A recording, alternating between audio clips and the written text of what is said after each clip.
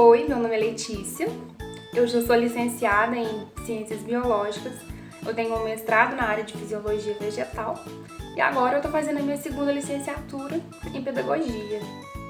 Bom, com a pandemia, já como eu estou na minha fase de terminar a segunda licenciatura, com a fase dos estágios, por a pandemia impossibilitar estar indo, fazer o estágio presencialmente nas escolas, eu optei por fazer o projeto de extensão.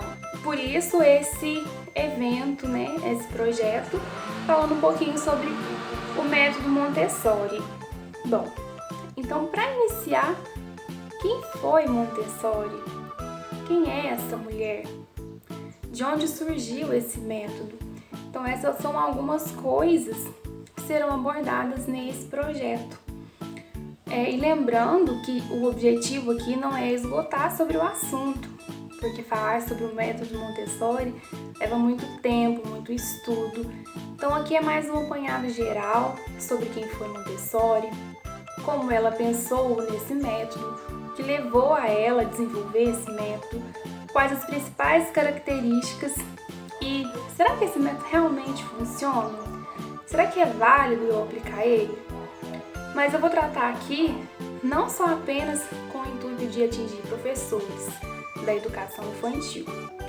O método Montessori ele pode ser vivenciado no dia a dia, dentro de casa, assim como a gente vai ver com a participação depois de um relato de algumas mães que utilizam isso com suas filhas, Suas filhas e filhos.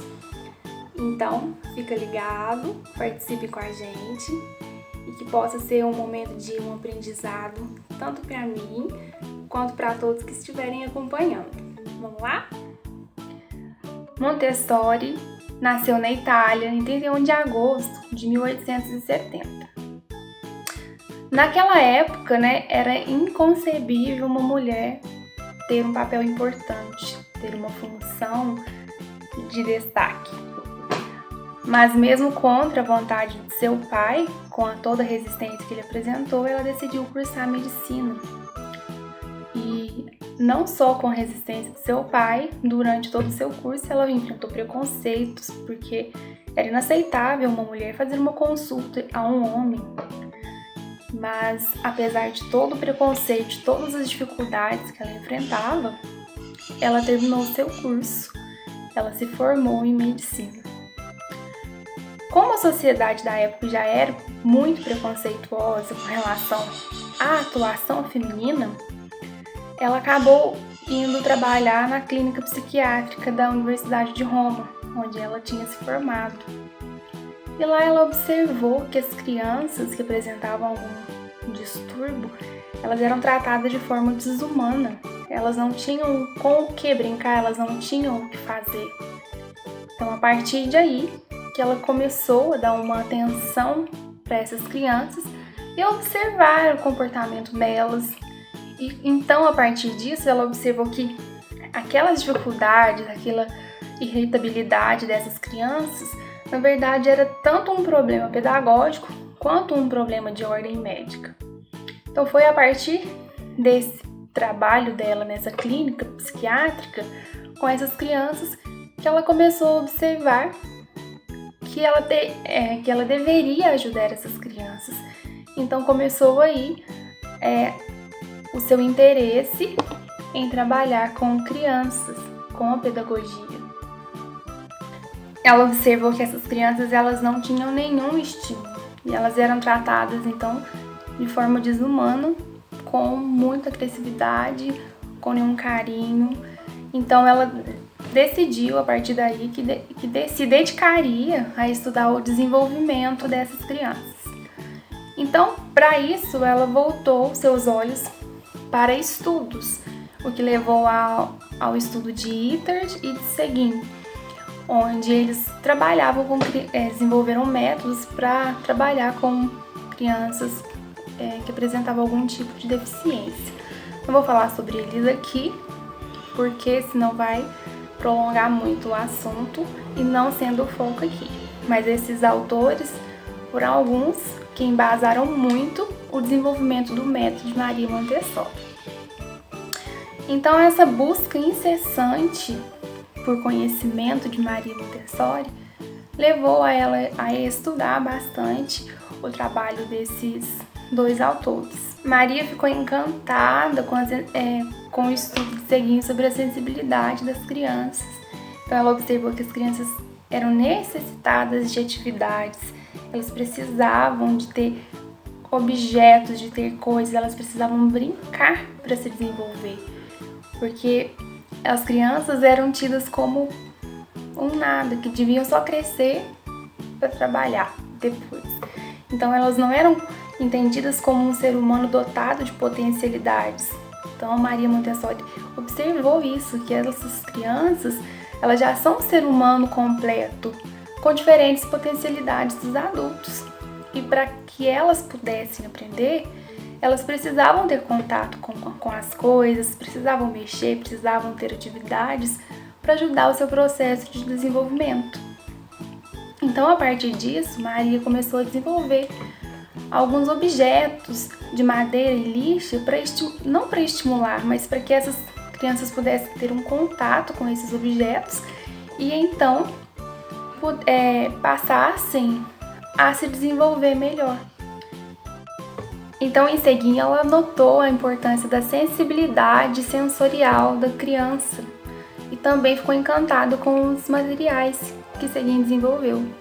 Então, ela passou a entender que as crianças precisavam de ter objetos para ter contatos, elas precisavam de coisas que as estimulassem a leitura, além de ter um ambiente limpo, um ambiente adequado, no qual elas pudessem ter um ambiente propício para o seu desenvolvimento.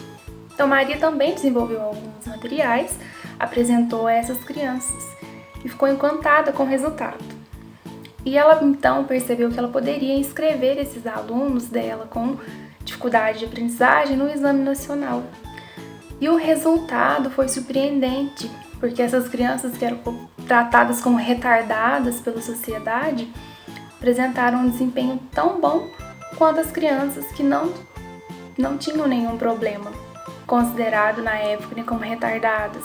As crianças normais não tiveram um resultado tão bom. Então as pessoas ficaram, nossa, é um milagre de Montessori, e isso se espalhou. Só que Maria pensou ao contrário. Como que as crianças que têm esses problemas conseguem ter um resultado melhor que as outras? Alguma coisa deve estar errada na forma de ensinar dessas outras crianças. Porque então, como os alunos da clínica estavam sendo estimulados e felizes, pode ser que os outros estariam sendo reprimidos, oprimidos.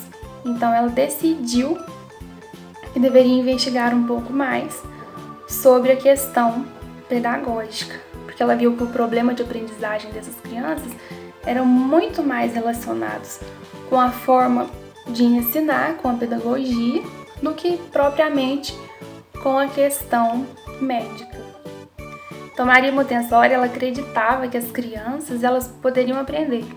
Qualquer criança poderia aprender, desde que elas tivessem as experiências adequadas. E então ela defendeu em Turim, em um congresso, o projeto de tese dela chamado Educação Moral, onde ela mostrava como era possível a educação dessas crianças e que elas não deveriam ser consideradas como crianças extrasociais, como se elas fossem isoladas da sociedade, porque elas eram capazes de aprender, assim como qualquer outra criança que não apresentasse nenhum tipo de deficiência. Então, após esse congresso pedagógico de Turim, Maria foi convidada pelo ministro da Instrução Pública a desenvolver um curso para professores para lidar com essas crianças com deficiência. Então, assim nasceu a escola ortofrênica, a escola normal ortofrênica. Essa escola não era voltada para as crianças, mas para a formação de professores para lidar com crianças com deficiência. Então, nessa escola ortofrênica, ela foi dirigida por Maria Montessori e Giuseppe Montesano. Giuseppe e Maria tiveram uma relação, e dessa relação nasceu o filho de Maria Montessori, que é o Mário. Mas O Giuseppe não quis assumir Maria, então eles não se casaram, o que fez Maria deixar a escola ortofrênica. Em 1907, tinha uma empreiteira que estava associada com o governo de Roma, que estava construindo um conjunto habitacional no bairro São Lourenço, era um bairro pobre, e queria ter um lugar para colocar as crianças, para que não destruísse esse ambiente, para não pichar, para não sujar, para não desvalorizar esse conjunto habitacional. Então eles convidaram a Maria Montessori para tomar conta.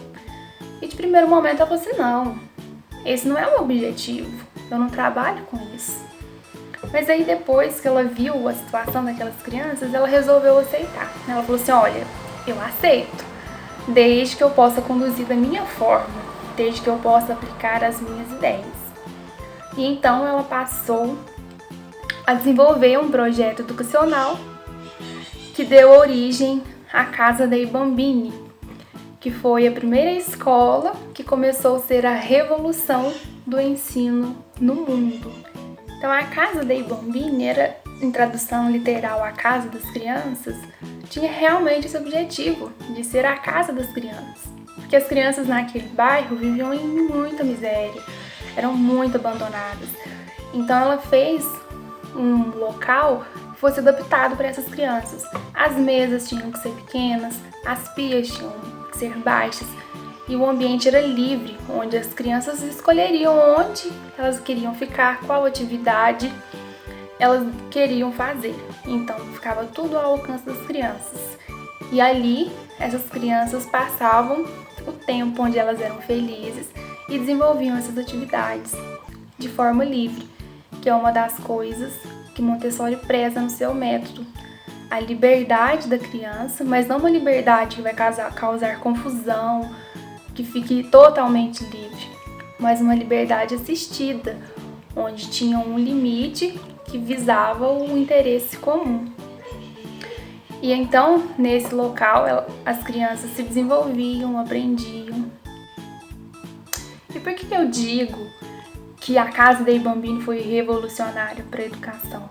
Porque foi a partir da observação das crianças que frequentavam a Casa dei Bambini que Montessori começou a desenvolver um método que ela aplica para a educação. Que ela começou a observar que as crianças precisavam ter um ambiente tranquilo, um ambiente limpo, como elas se desenvolviam, quais eram as fases do desenvolvimento, como o interesse das crianças por aquela atividade era importante. Então, para descobrir mais sobre o método de Montessori, eu espero você amanhã para a gente estudar como foram classificadas as fases de desenvolvimento da criança por Montessori, que tipos de atividade eram necessárias. Então, conto com você e até amanhã!